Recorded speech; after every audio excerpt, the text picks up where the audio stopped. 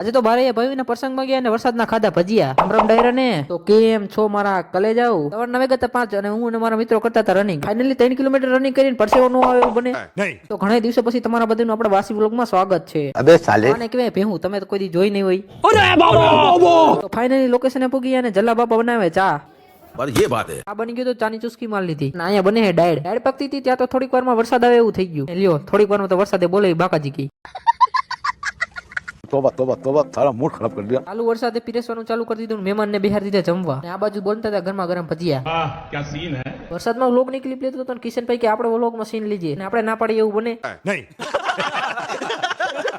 પોર પછી થઈ ગયા રેડી 1 સેકન્ડ બૂમ વાળી આવી ગયા. જો વરસાદ આવ્યો નથી ગારો થયો નથી માહોલ જઈને આપણે હર વ્યક્તિને પાકું ફેલાવી હવે જાહેર વડીને બોલાવવાની ધીમી ધીમી બાકાજી કી अबे साले